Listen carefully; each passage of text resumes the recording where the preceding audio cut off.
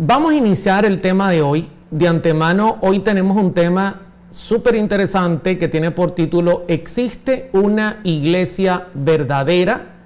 Parte 2. Ya en la parte 1 hemos visto algunas características que vamos a revisar en cuestión de minutos, pero hoy vamos a continuar con la parte histórica de la iglesia para poder avanzar. Así que allí donde ustedes están, voy a pedirles en este momento que nos acompañen, porque vamos a tener una palabra de oración y vamos a compartir a través de la Biblia y de la dirección del Espíritu Santo su santa palabra. Padre querido, te damos gracias en esta hora por tu santo sábado, porque nos recuerda que somos hechura tuya, que venimos de tus manos, que eres nuestro creador. Es una señal entre tú y nosotros, que somos tu pueblo, que somos, Señor, aquellos a quien tú has llamado para llevar tu mensaje al mundo. Por favor, danos la bendición de tu sábado. Desciende sobre nosotros tu Santo Espíritu y nos llene de conocimiento y nos dé sabiduría y una mente clara. Bendice a todos los conectados, mantén los sistemas interconectados y danos a todos sabiduría y sobre todo, Señor, que tu Espíritu Santo sea nuestro gran maestro en esta hora. Lo pedimos en el nombre de Jesús. Amén. Muy bien, vamos a iniciar nuestro tema, que de antemano es, como les dije anteriormente, bien interesante. Vamos a iniciar haciendo un breve recuento y revisando algunos detalles importantes. Recuerden que el tema está relacionado con la iglesia verdadera. ¿Existe una iglesia verdadera? Eso es un mito, ya no la hay, o todas son verdaderas, o ninguna la es. O sea, hoy día se dice de todo. Pero, ¿qué es la verdad en cuanto a esto? Bueno, de antemano quiero decirles que la Biblia indica que hay una iglesia. Y usted lo puede leer conmigo en Hechos, capítulo número 2, versos 46 en adelante. Dice, y perseverando unánimes cada día en el templo y partiendo el pan en las casas, comían juntos con alegría y sencillez de corazón, alabando a Dios y teniendo favor con todo el pueblo, y el Señor añadía cada día a la iglesia a los que habían de ser salvos. Ahora bien, me llama la atención de este texto en algunas cosas. En primer lugar, los discípulos seguían acudiendo al templo y todavía no había persecución. Eso está ocurriendo luego que Cristo asciende al cielo. Y dice la Escritura que el Señor añadía cada día a la iglesia a los que habrían de ser salvos. Fíjense, añadía ¿a dónde? A la iglesia. Yo he escuchado muchas personas que me dicen, hermano Oliver, pero yo no necesito ir a la iglesia. Y ahora menos, ahora que estamos en pandemia, menos. Yo puedo desde mi casa hacer mi culto, desde mi casa puedo enviar los diezmos o alguna ofrenda, desde mi casa yo puedo hacer todo, no tengo necesidad de la iglesia, pero no es bíblico. La Escritura dice que tenían fervor y que disfrutaban con el pueblo alabando a Dios, y luego añade, y el Señor añadía cada día a la iglesia los que habían de ser salvos. O sea, claramente Dios tiene una iglesia. Luego que Cristo asciende al cielo, el Señor manifiesta que posee una iglesia y que cada día Él añade a su iglesia a los que habrían de ser salvos. Ahora bien, quiero hacer un repaso de lo que vimos en el primer tema. Existe una iglesia verdadera, parte 1, que usted lo puede ver en nuestras redes sociales y lo puede compartir con sus amigos y sus hermanos y cualquier otra persona. Está ahí disponible. En primer lugar, quiero recordar que la iglesia es representada por 2 o 3 que están reunidos en el nombre de Dios, ¿ok? Esto es importante. La iglesia necesita por lo mínimo 2 personas que se reúnan y que invoquen el nombre de Dios, y el Señor se presenta en medio de ellos. Por eso cuando Dios creó a Adán, inmediatamente le creó a Eva, y esta fue la primera iglesia, y de allí se fue desarrollando, lamentablemente, rompiendo el plan original y entrando el pecado. El Señor tuvo que hacer cambios, pero lógicamente 2 o 3 reunidos en mi nombre representa una pequeña iglesia. En segundo lugar, también estudiamos que el Señor colocó una señal siempre sobre su pueblo.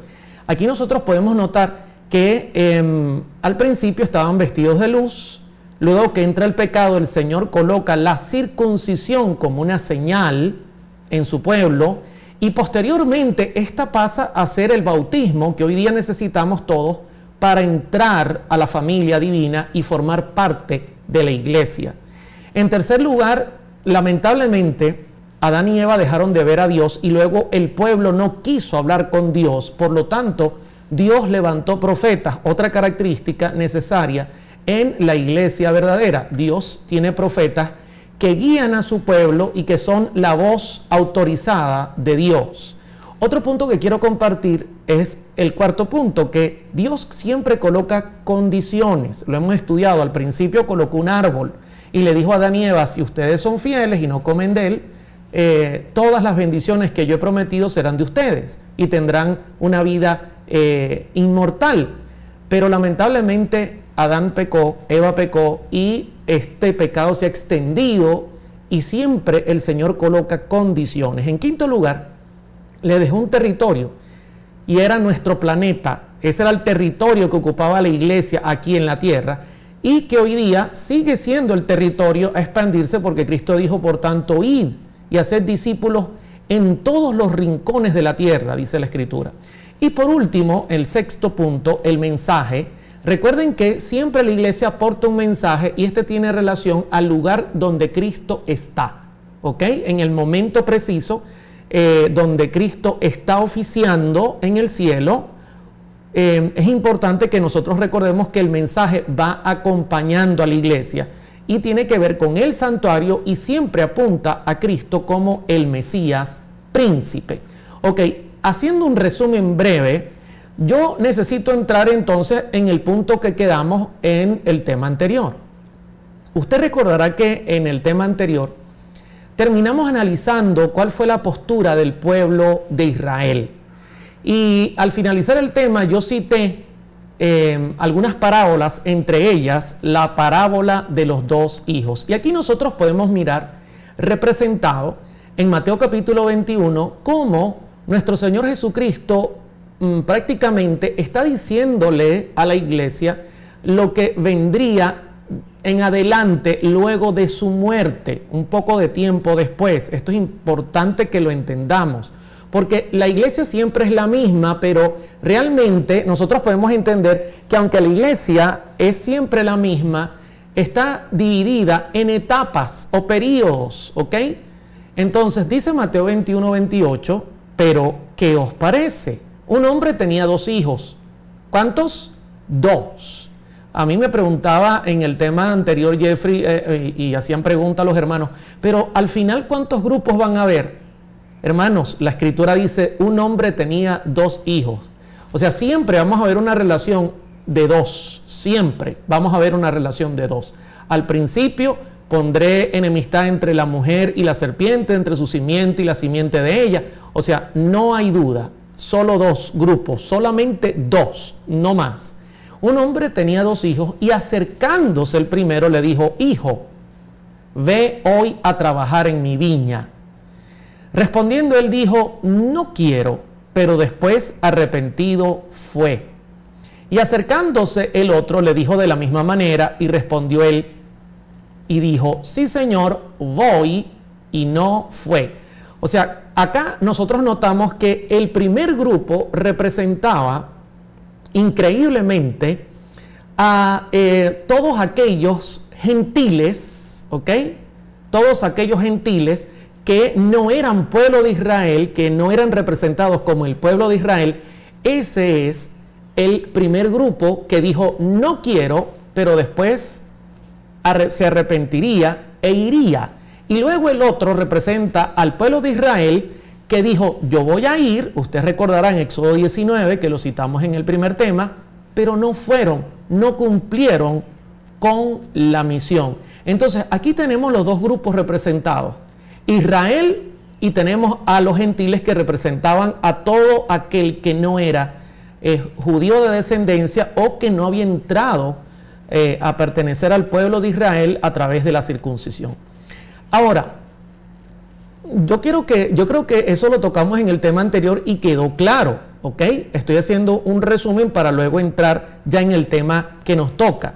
Fíjense que cuando nuestro Señor Jesucristo tuvo su última semana de ministerio en la tierra, hablando delante de todos aquellos que el Señor quería siempre mostrarse, a sacerdotes, antes de su crucifixión, que justamente lo que esta semana muchos celebran, que es la Semana Santa, entre comillas, católica, porque en la Biblia no existe una Semana Santa, y de hecho voy a tener un tema sobre esto el próximo sábado a las 3 de la tarde, que he sido invitado a un programa y les vamos a informar con tiempo. Voy a hablar sobre la mal llamada Semana Santa y lo que ocurrió la última semana en la vida de Jesús.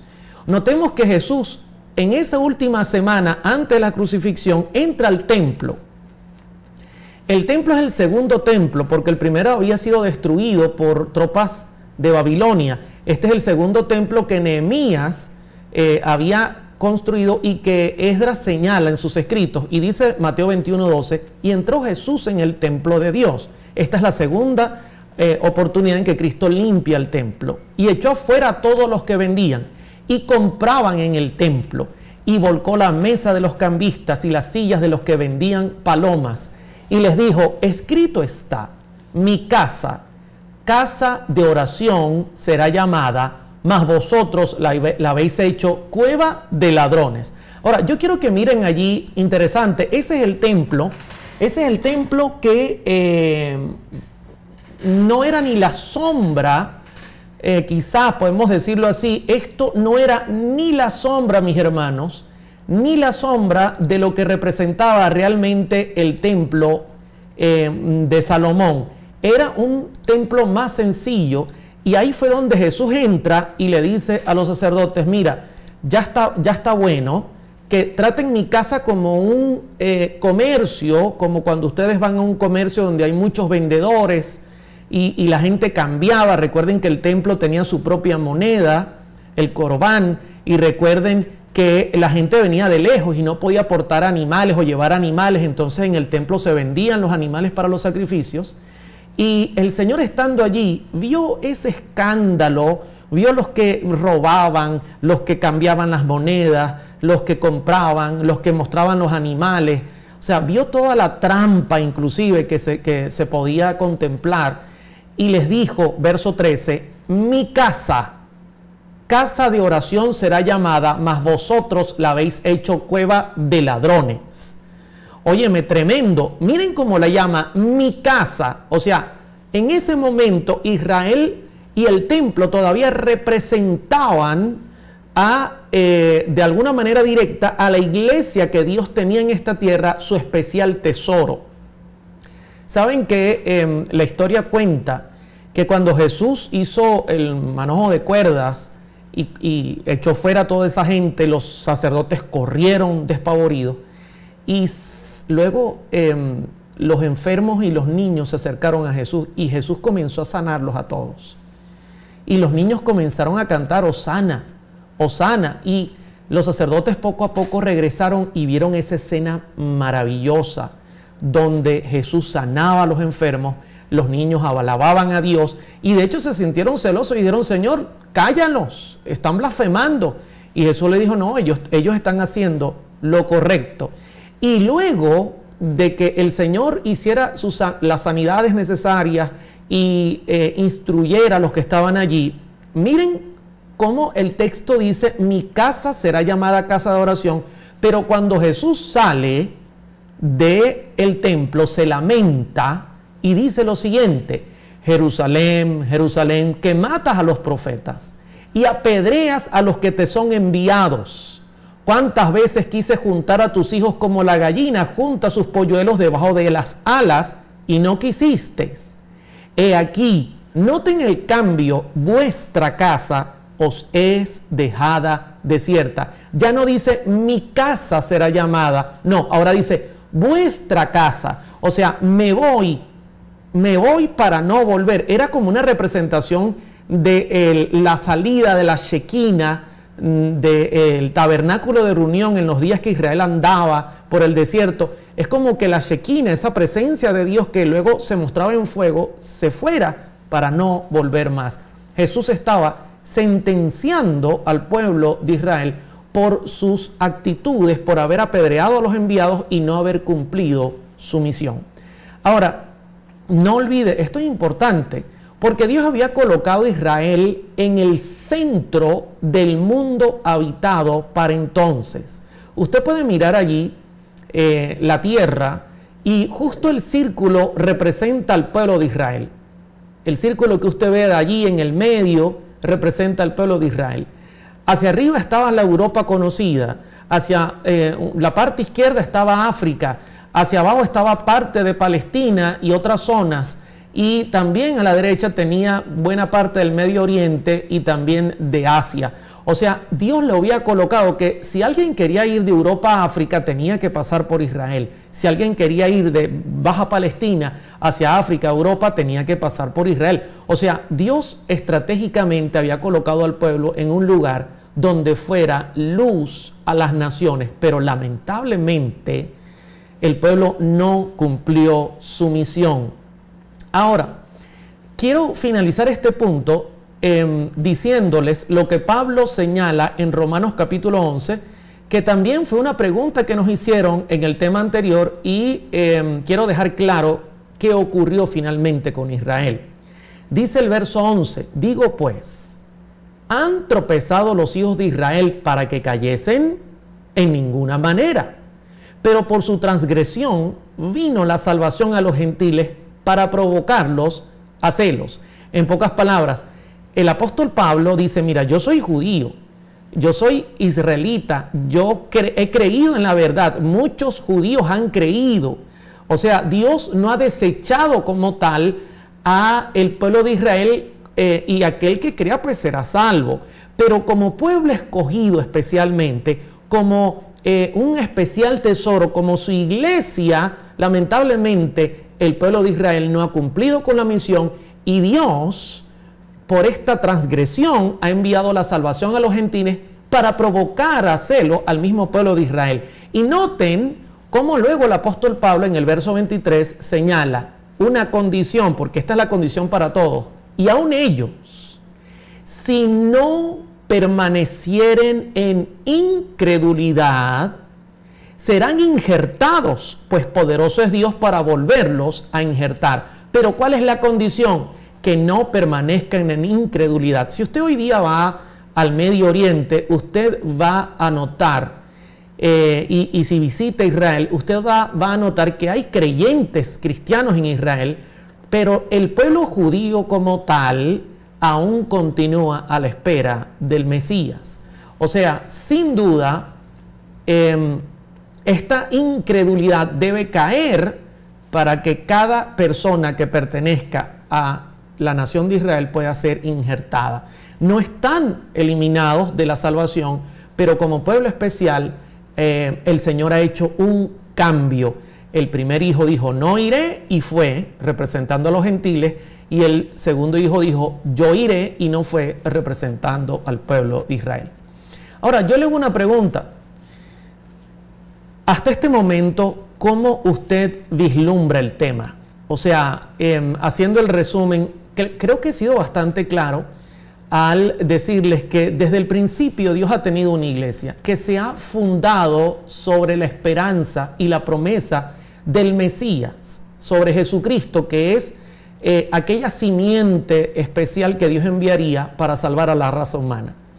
Hemos notado que la iglesia no es desde Israel para acá, ni tampoco vamos a notar que es desde que Cristo subió al cielo y dejó a sus apóstoles. No, la iglesia está formada desde inclusive antes de la creación, representada por todos los seres que Dios ha creado, y que luego el ser humano se unió a esta iglesia, lamentablemente cayó en pecado y luego Dios tuvo que activar un plan para salvarlo. Ahora, para nosotros poder entender exactamente qué ocurre de aquí en adelante con la iglesia, porque hemos llegado a un punto donde Israel deja de ser el pueblo escogido y Dios envía el evangelio a los gentiles, ¿ok? Y entonces se va a mover inclusive el centro del territorio del evangelio, inclusive se va a mover, se van a mover muchas cosas, inclusive Cristo se va a mover en su obra y van a haber algunos cambios significativos de la circuncisión, van a pasar al bautismo. Para nosotros entender las siguientes etapas de la iglesia, nosotros necesitamos entender las 7 iglesias que presenta Apocalipsis capítulo 2 y capítulo 3. No las voy a tocar todas hoy, claro que no daría chance, porque son muchas características que revisar a nivel de historia. Pero no solamente la iglesia de Éfeso, Esmirna, Pérgamo, Tiatira, Sardis, Filadelfia y Laodicea representan con exactitud proféticamente los 7 períodos que vendrían desde que Cristo subió al cielo y dejó a su iglesia representada por sus discípulos y apóstoles y por el pueblo creyente, representaría en forma organizada qué ocurriría con la iglesia, ¿ok? De forma continua. Pero no solamente Dios utilizó a estas iglesias que estaban localizadas en justamente territorio gentil. También quiero decirles algo que es bien interesante y a la vez importante. También esto de Apocalipsis capítulo 2 y 3 y las 7 iglesias está en paralelo con Apocalipsis capítulo 6 y los 7 sellos. Hay un paralelismo, ¿ok?, entre las 7 iglesias de Apocalipsis capítulo 2 y 3 y los 7 sellos que se hallan en Apocalipsis capítulo 6. Y ambas descripciones que Juan presentó proféticamente antes que se cumplieran, porque esto fue escrito cerca del año 96 después de Cristo, ambas profecías apuntan a lo que la iglesia viviría hasta el regreso de Jesús, las distintas etapas. Esto es un tema apasionante porque usted va a notar cómo ambos capítulos engranan perfectamente, el 2, el 3 y el 6, con diferentes características, pero siempre dando al mismo blanco. Así que voy a iniciar de antemano revisando estas 7 iglesias, revisando estos 7 sellos, para que usted note cómo no hay lugar a dudas. Esto es una profecía en relación a la iglesia que se cumplió perfectamente. La primera aparece en Apocalipsis capítulo 2 y dice así: escribe al ángel de la iglesia de Éfeso, el que tiene las 7 estrellas en su diestra, el que anda en medio de los 7 candeleros de oro, dice esto. Ahora, yo voy a parar un momento, es importante que paremos un momento, porque en primer lugar, esto es un mensaje para la iglesia de Éfeso. Representa la iglesia apostólica y universal, que algunos utilizan el término católico, representa a esta iglesia universal, apostólica, y Dios envía un mensaje para ellos, pero también el verso número 1 indica cuál es el lugar donde Jesús está en el santuario. Y noten, dice, el que anda en medio de los 7 candeleros de oro. ¿Y dónde estaba el candelero de oro de 7 brazos? En el lugar santo. O sea que la iglesia que se desarrolla en la etapa de Éfeso está ubicada con su mirada puesta en el lugar santo, porque Jesús está allí intercediendo, ¿ok? Intercediendo, y le dice: yo conozco tus obras y tu arduo trabajo y paciencia. Sin duda, ustedes notan cuando la iglesia en Hechos comienza a expandirse, el trabajo arduo que hicieron los discípulos, la paciencia que tuvieron para con la iglesia y con los creyentes. O sea, aquí estaban prácticamente los discípulos pudieron echar hacia adelante a la iglesia pudo oír el testimonio de ellos y con fervor seguir adelante. Y dice, y que no puede soportar a los malos, como era de celosa, y has probado a los que dicen ser apóstoles y no lo son, y los has hallado mentirosos. Aquí ustedes pueden notar, mis queridos hermanos, cómo la iglesia se está desarrollando en un periodo de tiempo específico, y lo vamos a mirar en pantalla. Allí lo marqué con una flecha negra. Es entre el año 31, que los discípulos están con vida, Al año 100, que el último discípulo en vivir y morir de edad fue Juan, el discípulo amado, es la iglesia representada por Éfeso, una iglesia que trabajaba, una iglesia que tenía paciencia, una iglesia que no soportaba el mal, tenían la pureza de la doctrina. ¿Y saben cómo el capítulo 6 de Apocalipsis, hablando de los sellos, apunta a esa iglesia? La apunta con el símbolo de un caballo blanco. Fíjense de antemano la simbología, un caballo blanco y un jinete con un arco que va triunfando, que representa directamente a Cristo, representa la pureza de la doctrina, la pureza del evangelio, representa que el Señor había dejado bien cimentada la iglesia con 12 discípulos que estaban claros y que podían echar hacia adelante a la iglesia con la ayuda de todos los miembros, y la iglesia estaba en un estado tremendo de pureza. Fíjense cómo lo describe Apocalipsis capítulo 6. Ahora voy a los sellos, ¿no? Porque en el texto anterior vimos las iglesias, Apocalipsis 2, verso 1, la iglesia de Éfeso, arduo trabajo, paciencia, y son celosos. Y ahora note a Apocalipsis capítulo 6 cómo la Biblia presenta la otra cara de la moneda, que es el sello. Y vi el Cordero que abrió uno de los sellos, y oí a uno de los 4 seres vivientes decir con voz de trueno: ven y mira. Y miré, y aquí un caballo blanco, y el que lo montaba tenía un arco, y le fue dada una corona, y salió venciendo y para vencer. ¿Quién es este que está en el caballo blanco y que tiene un arco y una corona? Es nuestro Señor Jesucristo. Y la iglesia es pura. Es como aparece acá en la imagen, como el caballo blanco, pura, está llena de pureza, es representada por ese celo, un celo especial que sin duda portaba la iglesia.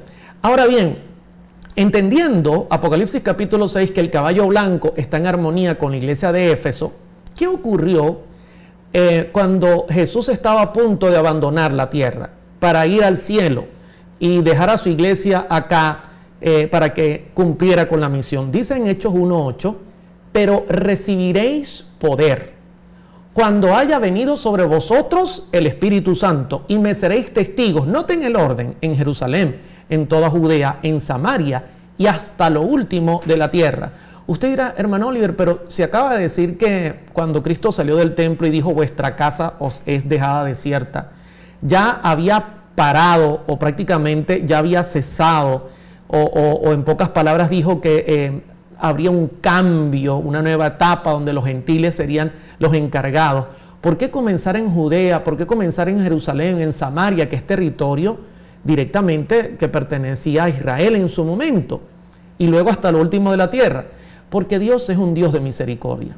Y aunque lo habían rechazado las autoridades del Sanedrín, y la mayoría de las autoridades religiosas lo habían rechazado, y buena parte del pueblo lo había rechazado, no todos lo habían rechazado. Por eso el Señor, en su misericordia, envió primero la predicación a Jerusalén, a Judea y a Samaria. Lógicamente esto tendría también un límite, pero por allí empezaría la predicación del Evangelio. Y usted puede leer más adelante, vamos a notar que muchos fueron los que creyeron. O sea, hubo realmente una respuesta de parte de Dios y del Espíritu Santo. Ahora, cuando Cristo abandona la tierra y se va al cielo para comenzar su obra de intercesión en el lugar santo, que el mensaje se desplaza del atrio donde fue el Señor crucificado, ahí donde estaba el altar de sacrificio, y entra al lugar santo, el Señor deja una iglesia formada como ver el cuerpo de un ser humano. Y dice el verso 1, cuando llegó el día del Pentecostés, estaban todos unánimes juntos. Por fin, los discípulos tuvieron la oportunidad de limar asperezas. Recuerden que el Pentecostés ocurre 50 días después de las primicias o de la resurrección de Cristo, que fue un primer día de la semana. O sea, pasaron casi 50 días cuando ellos están todos reunidos. En esos días ellos lograron limar esas asperezas, sobre todo cuando nuestro Señor Jesucristo ascendió al cielo. Ellos se postraron y en oración pidieron a Dios que cumpliera su promesa. Estaba formado el cuerpo que es la iglesia. Habían unas 120 personas reunidas, entre ellos los 12 discípulos y los creyentes que habían quedado.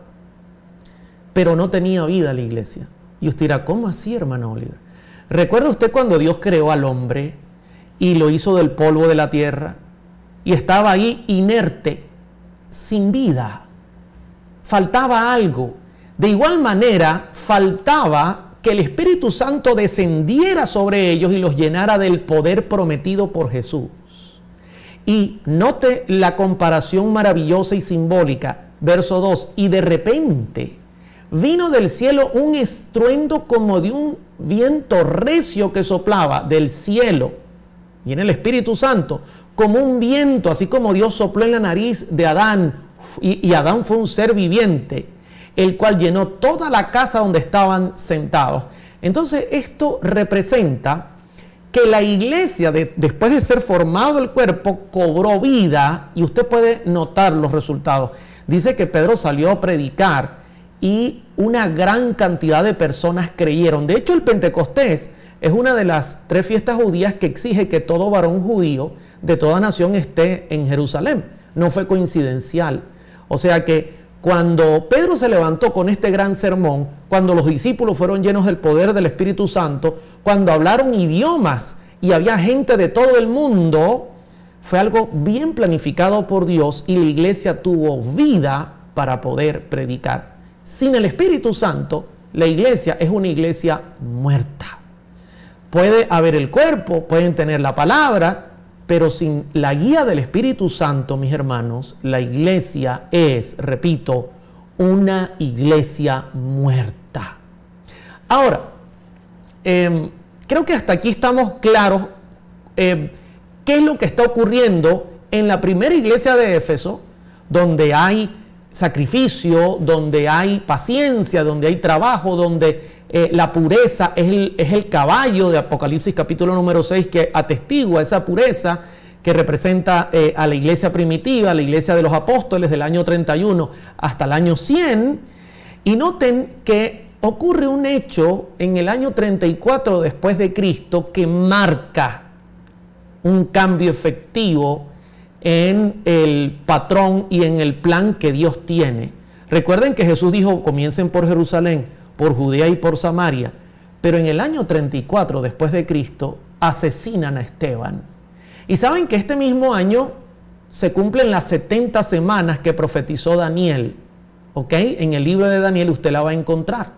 Y se cumple sobre todo la última semana, donde a la mitad de semana se le quitaría la vida al Mesías, y al final de la semana Israel pasaría especialmente por un juicio donde sería desechada como representante o como una nación que representaba a Dios en la tierra. Ahora el evangelio saldría a los gentiles, aunque dejamos el punto siempre que los israelitas, aquellos que han nacido en Israel o son de descendencia israelita, tienen derecho a pedir salvación y el Señor está dispuesto a dárselo. Y asesinan a Esteban. Noten lo que dice Hechos capítulo 7, versos 58 y 59. Y echándole fuera de la ciudad, le apedrearon. Esteban tuvo un sermón elocuente. Esteban se paseó la escritura comenzando desde el Antiguo Testamento, llevó todos los, citó todos los profetas, citó la historia, o sea, era un conocedor de la Biblia, un hombre poderoso en la palabra, y presentó un sermón potente, y cuando terminando su sermón, lo echaron afuera y le apedrearon. Algo que ocurrió durante todo el Antiguo Testamento y que Cristo lo dijo en Mateo. Usted recordará que yo lo cité, que quiso tener como la gallina tiene sus polluelos, pero no, apedrearon a sus profetas y los mataron. Y los testigos pusieron sus ropas en los pies de un joven que se llamaba Saulo de Tarso, y apedreaban a Esteban mientras él invocaba y decía, Señor Jesús, recibe mi espíritu. Al morir Esteban, en presencia de Saulo, que luego se transformaría en el apóstol Pablo, en ese año 34, las 70 semanas finalizaron, Israel como iglesia totalmente fue desechada, y entonces ahora el primer hijo que dijo yo iré, y que dijo no iré, pero luego aparece en la escena. ¿Ok? Y el hijo que dijo yo iré y no fue, es echado a un lado. Por eso Pablo usa la palabra desechado. ¿Ok? Entre comillas, como nación escogida, ahora los gentiles tienen esta bendición. Y mire que me llama la atención, ¿no? Porque inmediatamente usted consigue algunos fenómenos que son de notar. Por ejemplo, Hechos capítulo 10. Mire cómo inmediatamente el evangelio hace un cambio significativo.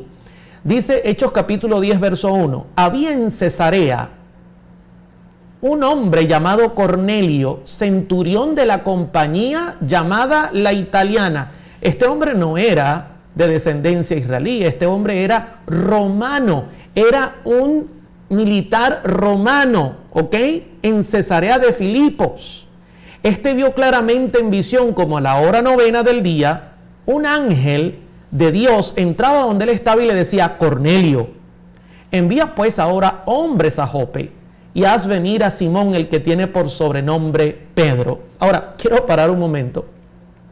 Siempre que yo leo este texto, siempre que lo hago, me he preguntado, óyeme, pero ¿por qué Cornelio no le respondió al ángel? Epa, ya va, espérate. Un momento, ¿tú por casualidad eres Gabriel? Sí, yo soy Gabriel. Oye, Gabriel, ¿tú vienes del trono de Dios? Sí, yo vengo del trono de Dios. ¿Y por qué tú no me enseñas a mí? ¿Por qué tengo que llamar a un tal Pedro? Que por cierto, por ahí yo he escuchado que hay un discípulo que seguía a un tal Jesús que se llamaba Pedro y que le negó 3 veces.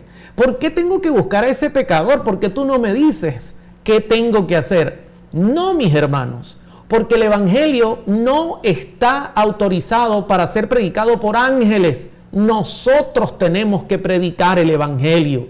Por eso Dios dejó una iglesia. Ahora usted entiende. Imagínese que Pedro diga: no, yo estoy en mi casa porque no me deja la pandemia, no voy a salir porque yo estoy con la pandemia. Además que mi casa es como la iglesia. No. Por eso Dios necesita una iglesia y la preparó y luego le sopló su Santo Espíritu y le dice: mira, búscate a Pedro. Pero por otro lado, tenemos a Pedro que está ahí acostado en la terraza de su casa, en la parte alta de su casa o de la casa en Jope donde está ubicado. Y Pedro repentinamente ve allí un delantal como un lienzo que se arma como una mesa para almorzar o comer. Y hay cerdos, hay cocodrilos, hay conejos, hay aves que no son aceptadas, ¿no? Ahí aparece como si fuera un pollo, pero yo no creo que sería un pollo, sería un ave inmunda, porque tienen que ser animales inmundos. Y Pedro dice: Señor, ¿qué es esto? Pedro, mata y come, Pedro.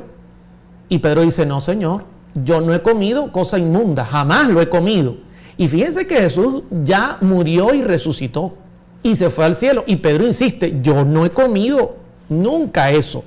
Así que no me digas mata y come, porque no lo voy a hacer. Esto ocurre unas 3 veces. Pero déjenme explicarles por qué. Porque había un cambio significativo en el evangelio. Ya el evangelio de Jerusalén, Judea y Samaria iba a ir a todo el mundo gentil. Y había una oposición por parte de los discípulos porque ellos habían arrastrado en sus tradiciones judías de los ancianos, habían arrastrado el hecho de que los gentiles eran unos perros que no merecían la salvación. Pero no, eso estaba mal. Recuerde que la iglesia tiene que llegar al mundo entero. Así que Dios le quiere mostrar a Pedro cuál es el cambio y le muestra un poco de animales inmundos y le dice: mata y come. Y por 3 veces Pedro dice: no, Señor, nunca he comido cosa inmunda. Ahora bien, ¿qué interpretó luego Pedro de esto? ¿Saben? Me llama la atención mucho esto.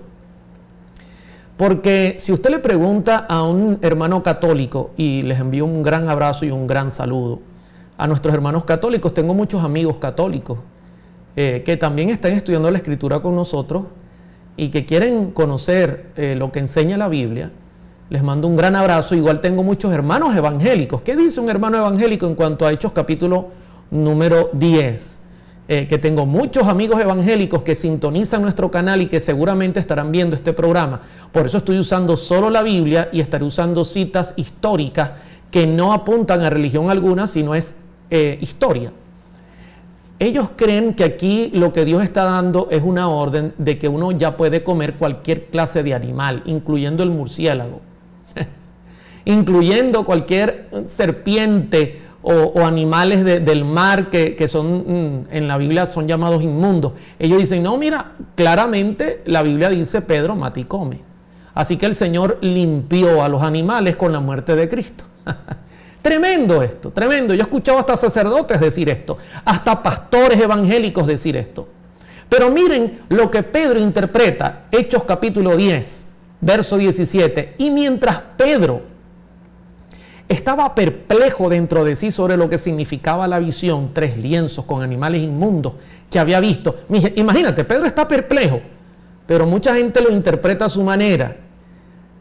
He aquí los hombres que habían sido enviados por Cornelio, los cuales preguntando por la casa de Simón llegaron a la puerta y les dijo, ojo, porque estoy haciendo un salto para hacerlo corto.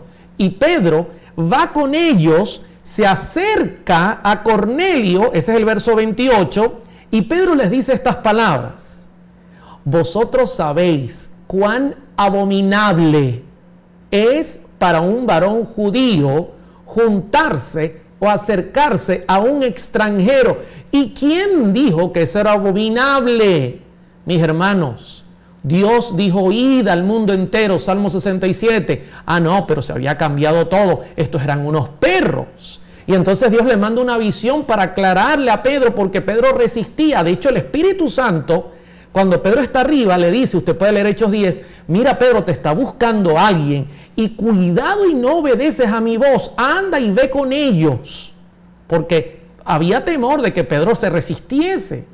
Entonces dice, ustedes saben cuán abominable es que un judío se acerque a un extranjero, pero a mí me ha mostrado Dios que la iguana y el cocodrilo son buenos a la brasa. Y el cerdo es bueno cuando uno lo hace con costillas así en la brasa y le da vuelta, al igual que el camarón, el pulpo y el cazón o el tiburón. No. Óyeme, se necesita la sabiduría de Salomón para entenderlo. Si el mismo Pedro lo está analizando y lo está explicando, a mí me ha mostrado Dios que a ningún hombre llame común o inmundo.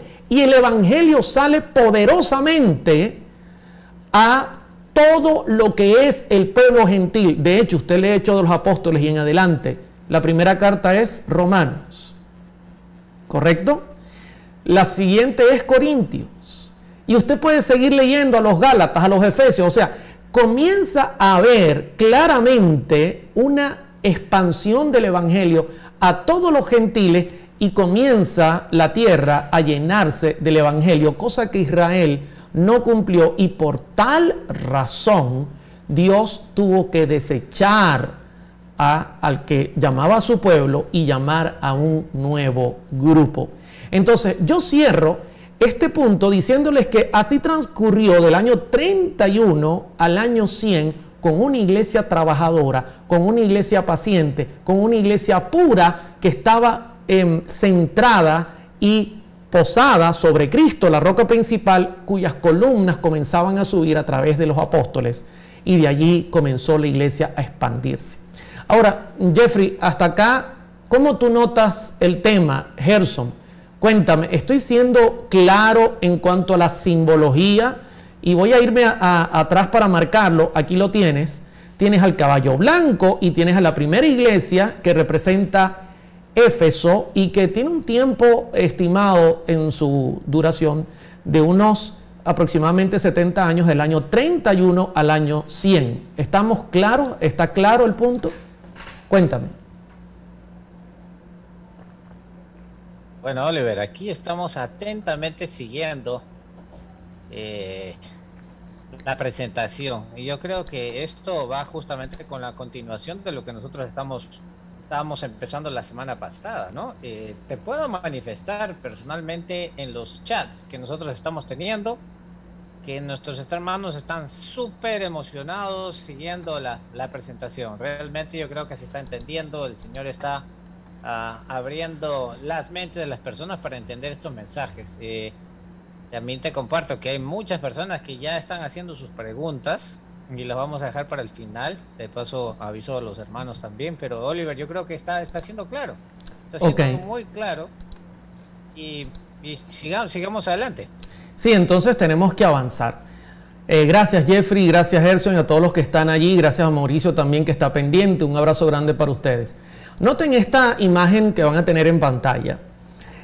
La segunda iglesia que Apocalipsis capítulo 2 señala en el orden, que es un orden cronológico, se llama Esmirna.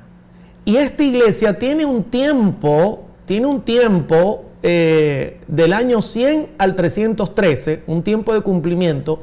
Y voy a ser muy corto, voy a ser muy exacto al hablar de esta iglesia, porque también Apocalipsis capítulo número 6 la presenta como un caballo bermejo o un caballo de color rojo. Y yo hago una pregunta: ¿qué significa o qué simbología? Si el color blanco era pureza, representaba la pureza del evangelio, el principio; si el color blanco representaba el celo de los discípulos; si el color blanco y Cristo montado en él representaba el triunfo; si representaba la obra paciente y esforzada de la iglesia, que vendían lo que tenían, que hacían grandes esfuerzos para que creciera el evangelio, ¿qué representará ahora un caballo rojo y un periodo del año 100 al 313 que apunta a la iglesia de Esmirna? Voy a ser muy breve, no voy a ampliarme mucho, sobre todo en esta iglesia, porque la que viene nos va a tomar tiempo. Y miren cómo lo dice. Voy a hacer una comparación acá directa de lo que la escritura señala en cuanto a el paralelismo que hay entre Apocalipsis 2 y Apocalipsis 6. Dice: y escribe al ángel de la iglesia en Esmirna, el primero y el postrero, el que estuvo muerto, vivió, dice esto: no temas en nada lo que vas a padecer. He aquí, el diablo echará a algunos de vosotros en la cárcel para que seáis probados. Ahora pregunto, ¿y qué ocurre y qué le iban a ocurrir a los seguidores de Cristo al ser echados a la cárcel? Apocalipsis 6:4, en paralelo con la iglesia de Esmirna, es el segundo sello. Dice: y salió otro caballo al romperse el segundo sello, bermejo, color rojo, y el que lo montaba le fue dado poder de quitar en la tierra la paz, y que se matasen unos a otros, y se le dio una gran espada. Entonces nosotros vemos que por un lado la iglesia, el mensaje del primero y el postrero es: vas a padecer, van a echarte en la cárcel, te van a perseguir, van a ser probados. Y por el otro lado Apocalipsis 6 dice: y la paz se va a ir, se van a matar unos a otros, y se le da una gran espada. Por lógica, ¿qué representa entonces el caballo rojo en simbología? La sangre. Representa que iba a levantarse grande persecución entre el año 100 y el año 313 aproximadamente, que representa Esmirna. Sería probada la iglesia. Ese tiempo de paz, de tranquilidad, se terminó, aunque no fue tan tranquilo, porque si ustedes revisan, el apóstol Pablo murió en martirio, los discípulos murieron todos en martirios con excepción de Juan. Pero ahora comenzaría una persecución más férrea, y estaría detrás de la persecución exactamente el imperio romano, que era el imperio más terrible que había tenido la tierra desde la sucesión de imperios. Imagínense, un imperio que contaba con caminos, con un ejército malvado, con armamento de última generación, dominando el hierro. O sea, sin duda serían tiempos terribles, y la iglesia, había una orden de persecución a cualquier cristiano, porque el cristianismo estaba entrando de una manera increíble a la iglesia, de una manera increíble, que si ustedes miraran los porcentajes. Yo le voy a hablar un poquito más adelante de porcentajes, de cómo el cristianismo se estaba metiendo dentro de la población que representaba al Imperio Romano. Entonces, lamentablemente, durante ese tiempo en el Coliseo murieron muchos cristianos. Usted puede revisar la historia y en Google le va a presentar las dramáticas escenas que ocurrieron cuando llevaban a los cristianos al Coliseo, eran echados a las fieras para que negaran a Cristo, y se juntaban todos y se abrazaban y morían con la fe y la seguridad de que Cristo los levantaría en el día de su venida. Esto representó un periodo sangriento, muy sangriento, que llevó a la iglesia a los límites. Pero hay un historiador que dice que la sangre de los mártires era como una semilla que generaba más y más creyentes. Así que tenemos ya la segunda iglesia con el segundo caballo. El color es bermejo y representa tiempos terribles de persecución que llevó adelante el Imperio Romano. Pero ahora pasamos a un tercer caballo y pasamos a una tercera iglesia. Y la voy a poner en pantalla completa para que usted pueda notarla.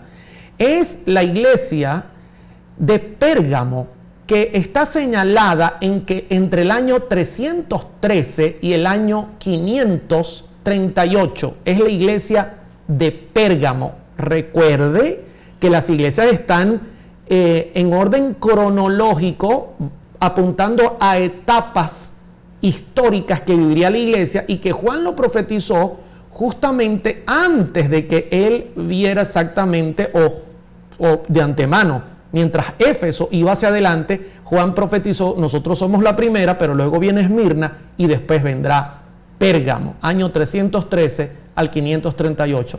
Me llama la atención que el caballo que ahora simbolizará a esta fase de la iglesia es color negro. Sí, el caballo es color negro. Y si el blanco es pureza y el rojo es sangre, persecución, yo me hago la pregunta: ¿y el negro? ¿Qué representa el color negro? De antemano, el negro representa lo contrario al blanco. Es totalmente contrario al blanco. El blanco es pureza. El negro es justamente su cara contraria. No solamente eso, lo negro en la Biblia también representa oscuridad, representa desconocimiento o falta de conocimiento. O sea, representa muchas cosas, representa ignorancia. O sea, hay mucha simbología en cuanto al color negro que nosotros podremos notar, y está representada por la iglesia de Pérgamo. ¿Ok? Así que vamos a leer qué significa cada cosa. Apocalipsis capítulo 2, verso 12. Vamos a iniciar primero mirando la simbología de la iglesia, que es la tercera en cronología. Y escribe el ángel de la iglesia de Pérgamo: yo conozco tus obras. Me llama la atención, el testigo fiel conoce todas las obras. Él no anda, no. Yo conozco lo que tú quieres, yo conozco lo que tú haces, así que no me vengas con cuentos. ¿Y dónde moras? Donde está el trono de Satanás. Óyeme, hay un cambio fuerte de una iglesia pura a una iglesia perseguida, y ahora está morando donde está el trono de Satanás. Recuerden que la iglesia de Israel se ha movido al Imperio Romano. Noten que también eso tiene un significado importante. La iglesia se está moviendo de lugar y está donde está el trono de Satanás. Pero retienes mi nombre y no has negado mi fe. No olvide que siempre en los periodos de la iglesia hay un remanente que se mantiene fiel. Así como Elías, cuando estaba solo en la cueva y dijo: Señor, solo he quedado yo y me buscan para matarme. Hay una apostasía generalizada en Israel. Dios le dijo: no, Señor, yo tengo 7,000 rodillas que no se han doblado a Baal. De igual manera, aunque entraría un tiempo terrible de apostasía, caballo negro, ¿ok?, habría gente sincera que retendría el nombre y que no negaría la fe. Y luego dice el verso 14: pero tengo unas pocas cosas contra ti, que tienes ahí a los que retienen la doctrina de Balaam. Aquí ya tenemos un problema serio, mis hermanos. Porque cuando la iglesia de Pérgamo habla de retener a los que están con la doctrina de Balaam, está hablando de gente que se vende al mejor postor, de gente que no le importa realmente el evangelio, que está por condiciones personales, por alcanzar sus metas, sea cual sea el camino a seguir, porque eso fue lo que hizo Balaam, que enseñaba a Balac a poner tropiezo ante los hijos de Israel. Noten la simbología, a comer de cosas sacrificadas a los ídolos. Si usted revisa Hechos de los Apóstoles, cuando la iglesia se reunió en el concilio de Jerusalén, una de las cosas que prohibieron fue comer cosas sacrificadas a los ídolos. ¿Recuerda eso? Y entonces ahora aparece esta iglesia o aparece este grupo o esta fase de la iglesia y comienza a violar la pureza que la iglesia tiene y a cometer fornicación. Yo quiero que noten, esto es importante que ustedes lo noten, a cometer fornicación. O sea, la iglesia va a fornicar. ¿Y con quién? Porque la fornicación es cometer adulterio, es entrar en una fase de adulterio. Y por eso nosotros notamos que se representa por un caballo negro la iglesia de Pérgamo. Características, claramente, mis hermanos, claramente la escritura está señalando que habría un tiempo donde la iglesia lamentablemente entraría en un proceso de apostasía, de negociar. Y noten mis hermanos, Balaam negoció con Balac: ¿cuánto me vas a pagar si yo maldigo a Israel? ¿Cuánto me vas a pagar si yo hago que Israel caiga? Y ahora note cómo la contraparte, o mejor dicho, la otra cara de la moneda, que es el caballo negro, ok, Apocalipsis 6, porque ya vimos la tercera iglesia que es Pérgamo, hay como están haciendo una negociación, nombra a Balac, que es una negociación mala porque está basada en la fornicación, así como Balaam se vendió con Balac. Entonces ahora el caballo negro, noten lo que representa en Apocalipsis 6:5. Cuando abrió el tercer sello, oí el tercer ser viviente que decía: ven y mira. Y miré, y aquí un caballo negro, y el que lo montaba tenía una balanza en la mano. Ay, papá, estamos mal acá. Hay una balanza. Una balanza como sopesando. Verso número 6. Y oí una voz de en medio de los cuatro seres vivientes que decía: 2 libras de trigo por un denario y 6 libras de cebada por un denario, pero no dañes el aceite ni el vino. Hay algo que está relacionado a la parte mercantil. Hay un negocio, hay una balanza y se está negociando, se está vendiendo, se está comprando. Mientras que Apocalipsis 2 habla de la doctrina de Balaam, que le pagaron para que maldijera a Israel, para que fuese un profeta en contra del pueblo de Dios, para poner tropiezo. Y usted recordará que comenzaron a sacrificar animales y el pueblo de Israel se fue con las mujeres de Balac y estuvo sacrificando con ellos, y luego cometió fornicación, y luego Dios trajo una tremenda maldición sobre Israel, lo mismo que ocurrió con Balaam. Entonces Apocalipsis 6 señala que hay un negocio en el caballo negro, se está haciendo un negocio, o sea que el evangelio entró en una fase de negociarse. Y usted dirá: hermano Oliver, ¿y qué pasó? ¿Qué pasó durante ese periodo que ocupa del año, atención, 310 al año 530, que es la iglesia de Pérgamo?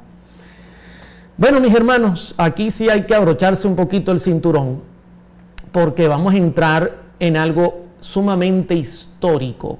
Noten que no voy a utilizar nada que no sea o la Biblia o la historia. Aquí no voy a, no, que Elena G. de White, voy a utilizar la Biblia y la historia. Y por cierto, las citas históricas que tengo o son de gente que estudia la historia y que ha dejado sus investigaciones y no son adventistas, ni católicos, ni evangélicos. Algunos quizás puedan tener alguna fe, pero no comparten con nosotros. Y otras fuentes son de origen propiamente católico. ¿Ok? Eso es importante que usted no lo olvide. ¿Por qué? Porque vamos a revisar la historia. Porque según la historia se tiene que cumplir lo que el caballo negro apuntaba y lo que Pérgamo apuntaba, porque hemos comenzado con la iglesia de Éfeso, del año 31 al 100, caballo blanco, una iglesia pura, santa, trabajadora. La iglesia de Esmirna, el caballo rojo, del año 100 al 313, una iglesia perseguida, una iglesia que tuvo que huir, una iglesia que el Imperio Romano le declaró la guerra, y ahora estamos en Pérgamo, del año 13 al 538, y es una iglesia que está simbolizada por un caballo negro que representa oscuridad. ¿Y qué ocurrió? ¿Qué se negoció durante ese tiempo? Yo tengo que contarle un poco, primeramente, para que usted pueda entender quién fue Constantino el Grande, quien era el emperador en el momento en que la iglesia de Pérgamo, que es la tercera etapa de la iglesia cristiana después de la ascensión de Cristo al cielo, dominaba a todo el imperio conocido, que era el imperio romano. Constantino el Grande. Noten una cosa interesante, como le digo, fuentes históricas que no tienen que ver con religión, sino esto es historia. Usted puede encontrar esto tranquilamente buscando en Google, googleando, como dicen algunos.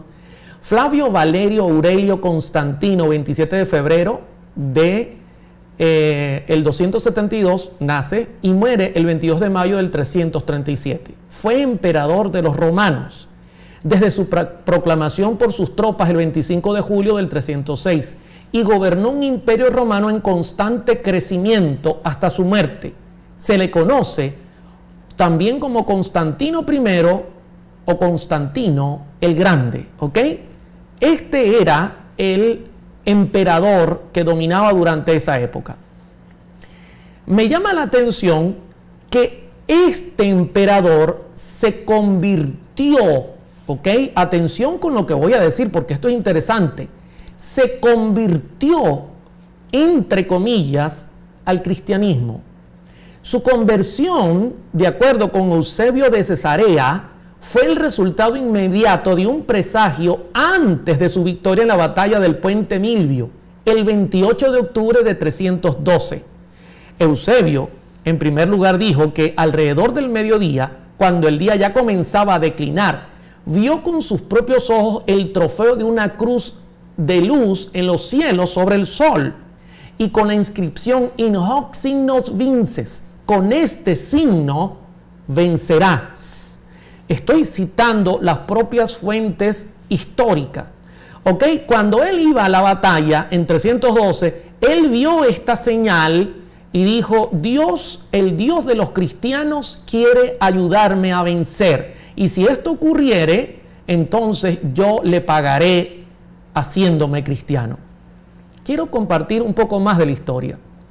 Fíjense lo que dice acá al continuar con la historia. Dice: en febrero del año 313 y probablemente, aconsejado por el obispo de Córdoba, Ocio, Constantino se reunió con Licinio en Milán, donde promulgaron el edicto de Milán, declarando que se permitía a los cristianos seguir la fe de su elección. Con ello se retiraron las sanciones por profesar el cristianismo, bajo las cuales muchos cristianos habían sido martirizados. Recuerda el caballo bermejo rojo. Y se devolvieron las propiedades confiscadas a la iglesia. Habían confiscado todo. Te decían: mira, te vamos a quitar lo que tienes, si no te quedas tranquilo, y si no niegas el evangelio, no lo voy a hacer. Te quitaban todo. Te vamos a matar, no lo voy a hacer. Te echaban en el Coliseo y ahí te comían las fieras o te crucificaban. Pero en 313, después de esa visión, él retiró con un edicto y declaró que los cristianos podían, según su fe, andar. No había problema. Miren otra característica.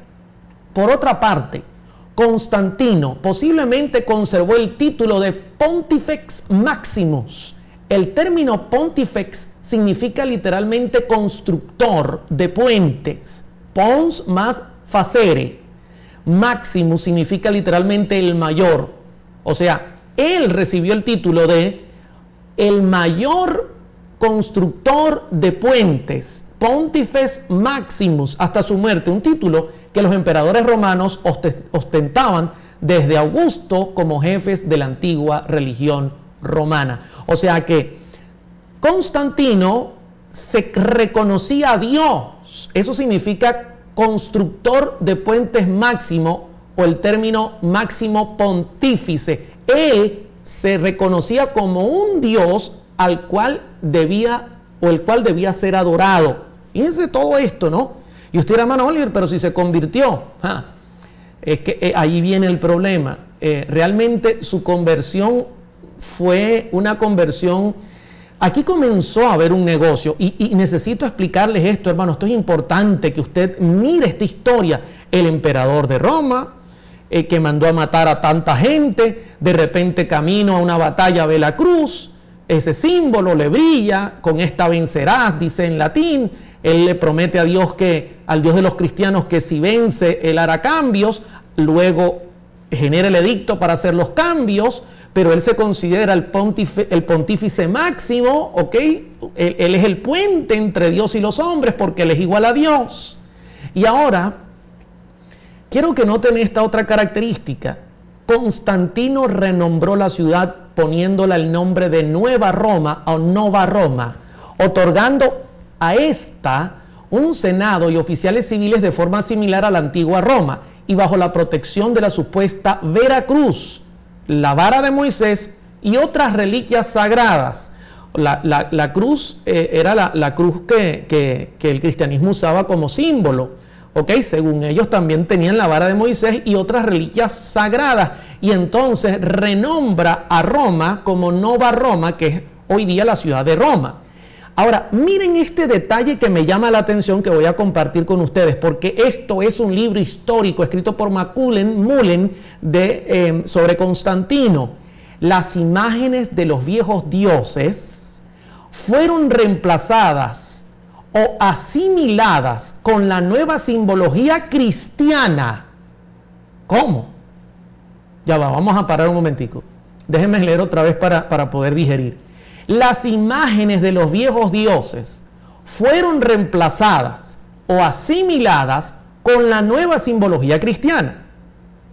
O sea que agarraron las imágenes de sus dioses y la mezclaron con el cristianismo, algo parecido. Y dice, sobre el lugar donde se levanta el templo de Afrodita se construyó la nueva Basílica de los Apóstoles. Y usted recordará que en el mismo corazón de Roma está la Basílica de San Pedro. Ahora, increíble. Durante el periodo del caballo negro, que representa oscuridad, que Balaam está negociando, Constantino se quiere hacer cristiano. Pero hay un detalle, Constantino era adorador del dios Sol. Él era un ferviente adorador del dios Sol. Tiene esa visión, pero él quiere ayudar a la iglesia. Aparentemente él trata de tener una conversión. De hecho, escúchame bien, fue bautizado en el lecho de su muerte por aspersión, no en otro momento. Él era una aceptación a medias, solo justo en el momento antes de morir. Fue bautizado por aspersión. Ahora bien, yo creo que es importante, entendiendo quién controlaba al gobierno, que era un emperador romano, duro, fuerte, y que proclamó un edicto donde liberó a los cristianos, me gustaría entender qué creía realmente Constantino. Le hago una pregunta a usted, ¿le interesa saber qué era lo que él profesaba? ¿Cuál era su creencia? ¿En qué creía Constantino? Para entender cómo se comienza a mezclar el cristianismo con el paganismo. Recuerde que la iglesia para ese momento es universal. Muchos la llaman católica. Universal significa apostólica porque está cimentada sobre Cristo y los apóstoles. Pero no es en absoluto romana. Nunca ha habido un plan de que sea la religión de un imperio. No. esta religión o esta enseñanza o estas creencias representan al Dios eterno. Ahora, ¿qué creía Constantino? Constantino era un adorador del sol. Pero, ¿en qué se basaban los paganos para adorar al sol? Le va a sorprender, y sigo citando historias y fuentes históricas que hablan en cuanto a la creencia del Imperio Romano. ¿Sabe qué? La historia que se conoce y que se ha transmitido en el transcurso del tiempo nos dice que Nimrod, ¿le suena ese nombre? ¿Le suena ese nombre? Este nombre en hebreo significa rebelión contra Dios. Y muchos dicen que es el constructor de del edificio que representó la Torre de Babel. ¿Ok? Nimrod. Terrible. Rebelión contra Dios, un cazador prodigioso y enemigo acérrimo de Dios. Al fallecer, su ser, cuenta la historia que se transmitió, ¿ok? Llegó al sol y habitó allí en el sol. ¿Cómo, hermano Oliver? Pero esto es bíblico. No, no, no. Esto es lo que creían desde Babilonia, Medo-Persia, Grecia, y que Roma recibió por herencia, porque estas son creencias que van pasando por todos los imperios, comenzando desde Egipto mismo. Creían estas cosas. Recuerde que Nimrod vivió posterior a el diluvio. ¿Ok? Entonces, aparentemente, dice la leyenda, dice la historia, que eso es lo que creían, él murió y fue al sol y allí habitó, por lo que tuvo una vida infinita y gracias a ello fue denominado como la deidad del sol. O sea que al adorar al sol realmente era Nimrod, habiéndose convertido en una deidad que representaba al mismo sol. Ahora, mira una cosa más. Se cuenta que Semiramis quedó encinta. Semiramis era la esposa de Nimrod, la cual quedó encinta y se dirigió hacia su pueblo declarando que ella mantenía su virginidad. Ojo, quedó encinta después de la muerte de Nimrod y quedó encinta de Nimrod. Y se mantenía virgen. Y usted dirá, hermano Oliver, pero es que eso me suena a María, que quedó embarazada de Jesús por obra y gracia del Espíritu Santo. Sí, ¿verdad? Una perfecta copia. Entonces, Semiramis quedó encinta, se dirigió hacia su pueblo declarando que ella mantenía su virginidad. Aparentemente, el ser de Nimrod había descendido para introducirse mediante una chispa que provenía del sol en su vientre. ¡Ja! Tremendo esto, increíble, una copia del evangelio. Fíjense cómo el diablo falsifica, y esto lo creía todo pagano. Por eso nosotros notamos, y vamos a mirarlo, que la Biblia inclusive habla de Nimrod y habla de Tammuz, que aquí más adelante dice, Tammuz llegó al mundo un 25 de diciembre y fue un soberano venerado con distintos apodos. O sea, adoraban a Nimrod, adoraban a Semiramis y adoraban también a Tammuz. Aparte de esto, adoraban al sol. Óyeme, esto era lo que creían los paganos, esto era lo que se corría. De hecho, ya en los días de Ezequiel reprendió al sacerdocio porque se estaba mezclando con costumbres paganas. Y noten cómo se conecta completamente con las costumbres paganas del momento. Verso 14, Ezequiel 8. Y me llevó a la entrada de la puerta de la casa de Jehová. Este es el templo que está en el norte. Y aquí que mujeres estaban allí sentadas endechando a Tammuz. O sea, llorando, sufriendo por Tammuz, porque recuerde que Tammuz murió. Y esto era una costumbre que se hacía cuando entraba la época fría o cuando el sol bajaba su esplendor y comenzaba un frío. Había una tendencia del paganismo de responder diciendo otra vez Nimrod falleció y entonces estamos endechando a Tammuz porque nos hace falta su padre y estamos llorando. Recuerde que esto tiene simbología con el sol. Verso 16. Y me llevó al atrio de adentro de la casa de Jehová. Y aquí junto a la entrada del templo, justo frente al lugar santo, entre la entrada y el altar, como 25 varones, sus espaldas vueltas al templo de Jehová y sus rostros hacia el oriente, y adoraban al sol, postrándose hacia el oriente. ¿Se da cuenta cómo la leyenda corrió por Egipto, corrió por Babilonia, corrió por Medio Persia, corrió por Grecia y ahora corría por Roma también? Quizás podían cambiarle los nombres de los dioses, pero finalmente representaban una deidad pagana que se basaba en el sol y que representaban a 3 personas, fenomenalmente. Y que era una copia del Evangelio. Samiramis quedó embarazada de una chispa del sol, que era Nimrod, y salió Tammuz. Aquí yo voy a colocar en pantalla, fíjense esto. A la izquierda usted va a notar tallada la cruz ansata que usaban los egipcios y le colgaban de las muñecas, se la colocaban como cadenas en el pecho y también la portaban en sus orejas o la llevaban en la mano como un bastón, ¿ok? Y usted dirá, hermano, ¿y por qué los egipcios usaban una cruz? Porque ellos adoraban el sol. Recuerde que el sol en el firmamento hace como una cruz y ellos eran adoradores del sol. Pero usted me dirá, hermano Oliver, pero un momento, la cruz representa a Cristo también. Sí, porque Cristo la convirtió en un símbolo de victoria al morir en la cruz. Pero recuerde algo importante, los romanos asesinaron a Cristo en la cruz para decir un mensaje claro: nuestro Dios es más grande que el tuyo, por eso te estamos crucificando en el símbolo de nuestro Dios. Pero en 1 Corintios Cristo convierte la cruz, no el crucifijo donde está Jesús crucificado, sino la cruz sola, vacía, como un símbolo de victoria. Y a mano derecha aparece a Samiramis, esta mujer, con Tammuz y el sol representado también. Esto también existe, son símbolos paganos. Esto era lo que creía Constantino. Esto era lo que ellos abrazaban como creencia.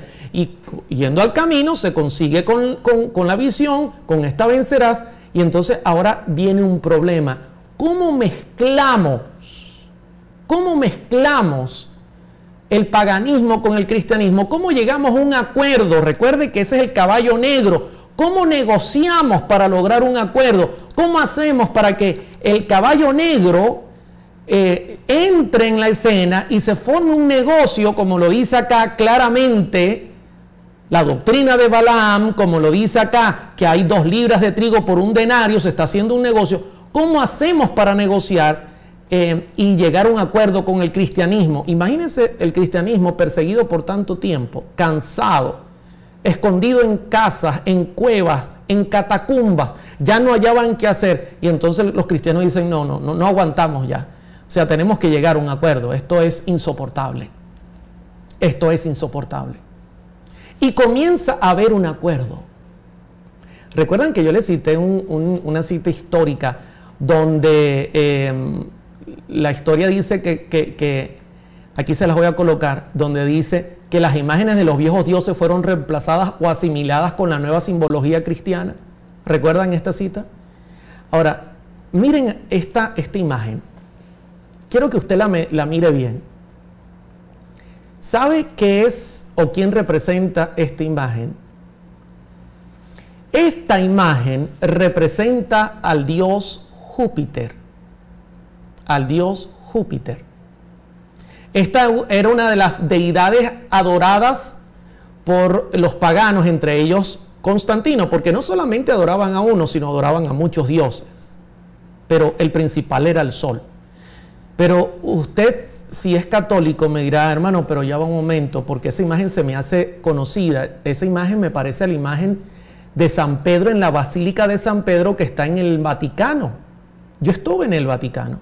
Yo estuve en la Basílica de San Pedro y yo vi esta imagen. Y esta imagen es la imagen de Júpiter, pero la Iglesia Católica Apostólica, que comenzó a negociar para volverse romana, la colocó allí y ellos dicen que es San Pedro. Ahí está. El apóstol posee gruesos rizos en forma de caracol, tanto en el pelo como en la barba, vistiendo túnica pesada, capa y sandalias romanas. Sin embargo, existe una teoría que relata que la estatua de San Pedro fue en realidad una estatua del dios Júpiter capitolino, que se adoraba en el templo de Júpiter, óptimo máximo, templo de Júpiter capitolino, y que fue alterada para darle el aspecto del apóstol San Pedro. Y si usted nota acá, este es el piecito que varias veces han tenido que reconstruir, que está bastante desgastado porque por allí pasa la gente, soba el pie y lo besan. Y la gente dice que ese es San Pedro, pero muchas personas conocedoras de la historia han dicho, no, ese no es ningún Pedro, ese es Júpiter. Lo que hicieron fue alterarlo un poco. De hecho, lo pusieron con una bendición sacerdotal romana, que es cruzando, haciendo esta actitud con los dedos. Y no solamente eso, sino que en la izquierda tiene las llaves del reino. Y la gente dice, sí, es una estatua de San Pedro. Tremendo, comenzó. O sea, voy a tener que ser muy sincero con usted ahora. Constantino le dijo al liderazgo de la iglesia, mire, nosotros queremos que el cristianismo sea libre y nosotros queremos negociar con ustedes para que logremos una unión, y en esa unión juntemos nuestras creencias con sus creencias y todo el mundo termine contento y ustedes se puedan sentar y adorar como ustedes quieran y hacer lo que ustedes quieran, pero juntando, mezclando. Tenemos que llegar a un acuerdo, tenemos que definir ese acuerdo. Entonces la iglesia, que ya tenía tanto tiempo de ser perseguida, la iglesia que ya había sufrido tanto martirio, recuerden que el 31 al 100 ejecutaron a los discípulos, del 100 al 313 persiguieron terriblemente a la iglesia, y del 313 al 538 comenzó la conversión de Constantino y la liberación del cristianismo, y ya la iglesia quería llegar a un acuerdo porque había corrido mucha sangre. Entonces Constantino dice, bueno, vamos a llegar a un acuerdo y vamos a unir el cristianismo con algunas cosas del paganismo que no sean tan escandalosas, lo vamos a hacer poco a poco y vamos a hacer que la iglesia, que es universal, como Jesús les dijo, católica, universal, que esa apostólica se sostiene sobre los apóstoles y la roca principal es Cristo, ahora se va a convertir en romana, porque el imperio la va a avalar y va a ser la religión del imperio, un imperio pagano, pero tenemos que llegar a un acuerdo y tenemos que hacer algunas transigencias en cuanto a las creencias. Entre ellas, Éxodo capítulo 20, verso 4, no te harás imagen ni ninguna semejanza de lo que está arriba en el cielo, ni abajo en la tierra, ni en las aguas debajo de la tierra. ¿Saben qué, mis hermanos, mis queridos hermanos? ¿Saben qué?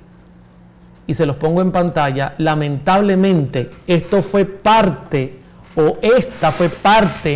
de la negociación que Constantino tuvo que hacer con la iglesia. Y por eso usted ve en pantalla, y no debe sorprender, y estoy poniendo imágenes directas del líder que representa a la Iglesia Católica Apostólica Romana. Estoy colocando imágenes directas de este líder, ¿ok?, que todos lo conocen como el Papa Francisco.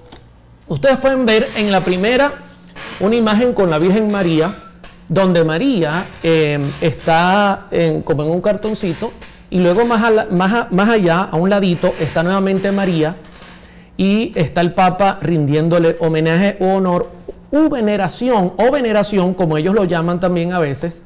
La están venerando, que para ellos no es adoración, pero sinceramente ni ellos saben cómo explicarlo. Luego, ahí usted nota, ¿no? De antemano ellos tienen que agarrar y crear sus propias normas, nuevas normas, que están en este catecismo, donde el mandamiento de la ley de Dios número 2 es eliminado completamente. O sea, lo retiran. Son parte de las concesiones que tiene que hacer la iglesia para poder recibir el apoyo del Imperio Romano.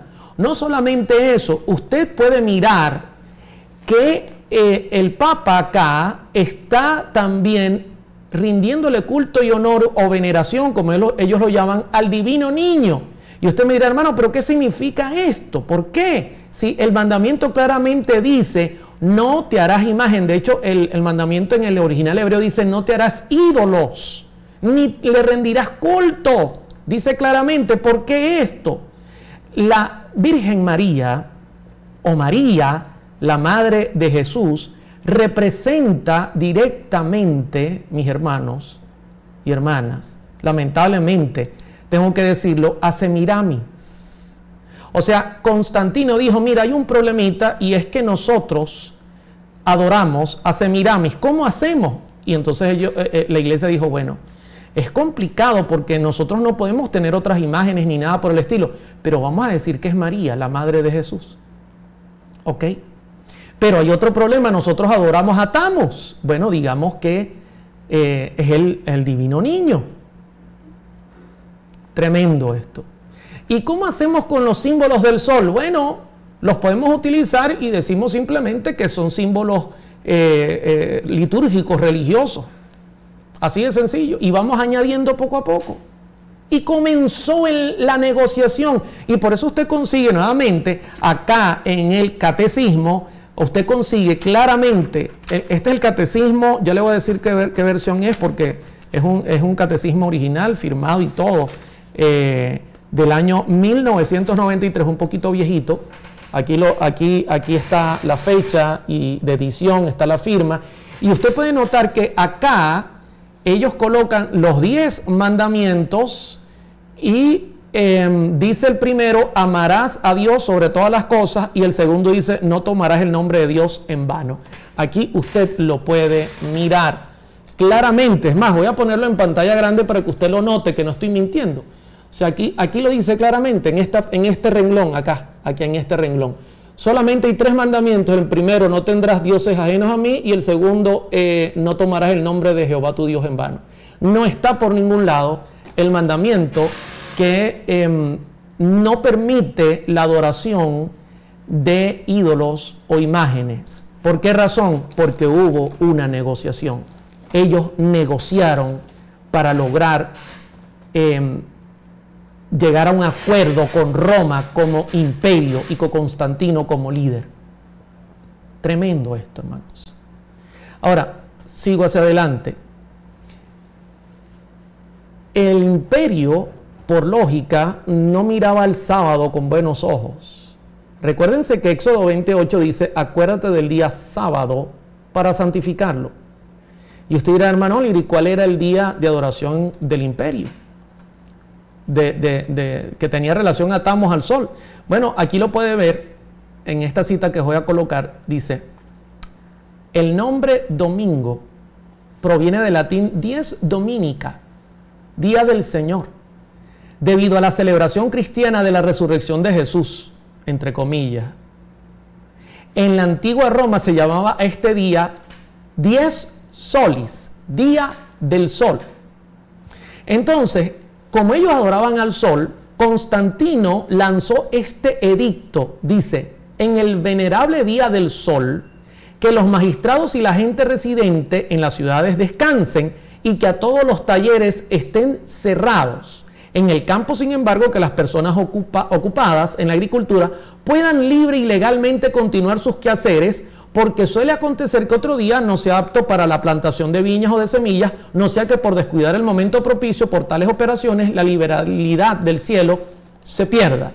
Entonces, aquí viene como consecuencia que no se elimina el sábado, sino que se añade como día de descanso el domingo, porque ellos están haciendo una transición y como un cuentagotas van lentamente, y ahora se añade el domingo como un día de descanso, y posteriormente el sábado fue eliminado y el domingo pasó a ser el día de reunión, porque apuntaba directamente a el venerable día del sol. Entonces usted, nuevamente lo pongo en pantalla, usted entonces mira acá y en esta parte usted va a notar que aquí están los 3 mandamientos según la Iglesia Católica, esta columna, aquí está según la Biblia, y aquí dice santificarás las fiestas, y de 4 pasan a 3, eliminando el segundo y eliminando el cuarto. O sea, una transición. El caballo negro comenzó una edad de oscuridad. Usted puede notar, hermano, cómo en la enciclopedia católica, en el artículo los mandamientos de Dios, ellos no tienen ningún pudor para decir. Por otro lado, la iglesia, después de cambiar el día de reposo del sábado judío o séptimo día de la semana al primer día, hizo que el tercer mandamiento se aplicara al domingo como el día que se debe santificar como día del Señor. En pocas palabras, cuando dice santificad las fiestas en el catecismo, están diciendo el día del Señor, que es el domingo, porque la iglesia así lo quiso hacer, debe ser santificado. Y yo le hago una pregunta. ¿Se está mezclando el imperio romano, como dice Apostólica Católica Romana? ¿Se está mezclando el imperio romano con las enseñanzas paganas del cristianismo? Claro que sí. Inclusive hemos visto que han metido a Júpiter dentro de la adoración, entre comillas, diciendo que representa al apóstol Pedro, porque era lo que el imperio quería, lo que Constantino quería, y tenía todo el poder para hacerlo. Ahora bien, sumo pontífice. Recuerda que así comenzó a decírsele a los emperadores romanos, sumo pontífice, el máximo hacedor de puentes. ¿Y cómo progresaría? Porque le voy a contar algo más que me llama la atención.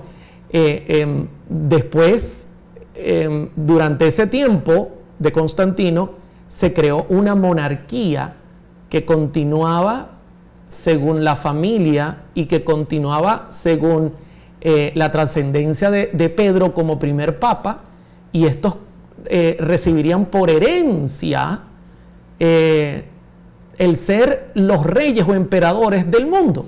Sumo pontífice. ¿Cómo esto que nació en el paganismo pasó al cristianismo ahora? Porque no olvide que Constantino era reconocido Dios. Él era el supremo hacedor de puentes.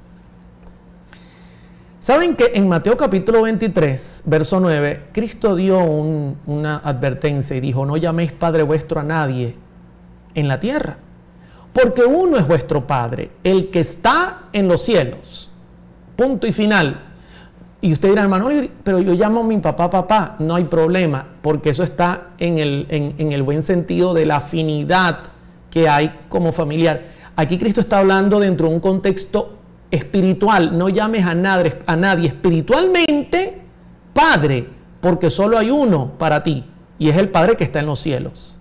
Pero miren, ahora, con el respeto que se merecen todos nuestros hermanos católicos, que no es nuestra intención en ningún momento, porque dentro de la Iglesia Católica hay gente que ama a Dios y que quiere hacer la voluntad de Dios. Por eso estamos presentando estos temas, para animarlos a investigar. No tiene el fin que usted se sienta de alguna manera criticado o mira, no, que el Señor nos guarde, sino que usted investigue si lo que estamos diciendo es verdad. No llaméis a nadie Padre. Pero miren cómo comenzó a cambiar. Esto es una cita, y las que voy a citar ahora son todas de procedencia católica. El nombre Papa viene del italiano, que es una abreviatura de Pater Paturum o Patrum, que significa padre de padres o padre principal, o también se le puede apodar como Santo Padre. Y Jesús dice: no llames a nadie en términos religiosos Padre principal, Padre o Santo Padre. No lo hagas. Pero recuerden que hay una fusión. Ahora Constantino pasa a ser la cabeza de la iglesia. Miren esta cita. Estamos en el punto de máximo pontífice o el máximo hacedor de puentes o constructor de puentes. En una encíclica fechada el 20 de junio de 1894, el Papa León XIII dijo: nosotros ocupamos en esta tierra el lugar del Dios omnipotente. Pregunto, ¿hubo una transición donde cambiaron cosas importantes, básicas y elementales del Evangelio? Miren esta cita: la infalibilidad del Papa es la infalibilidad de Jesucristo mismo. Cuando el Papa piensa, es Dios mismo el que está pensando en él. Y usted dirá, hermano Oliver, ¿y quién dijo esto? Esto es una cita de procedencia católica. Están mezclando, así como mezclaron el domingo y retiraron el sábado, como metieron la idolatría y retiraron el mandamiento, y hoy día usted va a una iglesia católica y está llena de santos y de María, inclusive la mayoría de las basílicas tienen nombre de virgen. Entonces ahora se está mezclando también lo que representaba Constantino como máximo pontífice, y lo están mezclando con lo que representa el principal líder de esta religión. Otra cita. Esta cita es un poquito larga, pero es una cita que es para meditar, porque la iglesia se jacta. Una de las cosas que tiene la iglesia católica es que ella se jacta de no cambiar nunca. El Papa es de tan grande dignidad y tan ensalzado que no es un mero hombre, sino como si fuese Dios, el vicario de Dios. ¿Sabe qué significa vicario de Cristo? El representante de Dios en la tierra. El Papa es y tiene una dignidad tan sublime y tan suprema que, hablando con propiedad, no ha sido establecido en algún grado de dignidad, sino más bien ha sido colocado en la misma cúspide de todas las dignidades. Al Papa se le llama Santísimo porque se presume que legítimamente lo es. Solo Él es santo. Solo el Papa merece que lo llamen Santísimo, pues es el único vicario de Cristo, quien es el manantial, la fuente y la plenitud de toda santidad. Óyame, yo pregunto, ¿hay una fusión? O sea, infalible, principal, sumo pontífice, vicario, representante. Mire lo que sigue diciendo la cita, y ya le voy a decir de dónde sale. El Papa es el monarca divino. Note cómo lo llaman: emperador supremo, rey de reyes y señor de señores. De allí que el Papa lleva una triple corona como rey del cielo, rey de la tierra y de las regiones inferiores, entre comillas el infierno. Aún más la superioridad y el poder del pontífice romano, ¿cómo lo llama? Pontífice, hacedor de puentes. No se refieren tan solo a las cosas celestiales. O sea, es superior que las cosas celestiales a las terrenales y a las que están debajo de la tierra, sino que llegan hasta sobre los ángeles, pues es mayor que ellos. Tremendo. Cuando Cristo habló de Juan el Bautista, dijo: de entre los nacidos de mujer no hay otro hombre como Juan, pero el ángel más pequeño en el cielo es mayor que él. Sigo leyendo. De manera que si se diese el caso de que los ángeles errasen en la fe o pensaran en forma contraria a la fe ¿de quién? Del Papa, podrían ser juzgados y excomulgados por el Papa, los ángeles del cielo. El Papa tiene tan grande dignidad y poder que forma uno con Cristo el mismo tribunal. El Papa es como Dios en la tierra. Enciclopedia Católica, tomo 3, página 139. Esto no lo estoy diciendo un adventista, ni estoy usando literatura adventista, estoy usando la misma literatura católica. Pregunto, ¿hay una concesión, hay una unión, hay una negociación entre el paganismo y el cristianismo, cuando aparece el caballo negro en el año 313 al año 538, donde Constantino se convierte, entre comillas, y comienza a llegar a acuerdos, y esos acuerdos se traspasan a sus sucesores hasta el día de hoy. Miren lo que dice la Escritura en Gálatas 3:16. Ahora bien, a Abraham fueron hechas las promesas y a su simiente. No dice y a las simientes, como si hablase de muchos, sino como de uno. Hermano Oliver, el Papa, no. Y a tu simiente, la cual es Cristo. Hermanos, Cristo es la roca principal de esta iglesia, es el único puente, es el único mediador entre el hombre y Dios, porque no hay otro nombre dado a los hombres por el cual podemos ser salvos. ¿De dónde sacaron eso? Esas infabilidades y ese poco de cosas. De la mezcla con el paganismo. Voy a continuar. Miren esta cita. El Papa Pío VII sobre Alfonso de Ligorio. ¿Saben que Alfonso de Ligorio escribió un libro? Se me olvidó cómo se llama el libro. Se llama, creo que, Enseñanzas y Doctrinas para los sacerdotes. No recuerdo exactamente el nombre. Lo escribió Alfonso de Ligorio. Y fíjense lo que dice el Papa Pío VII sobre Alfonso de Ligorio, quien escribió el trabajo de los sacerdotes católicos apostólicos romanos. Él escribió esto luego de morir Alfonso de Ligorio.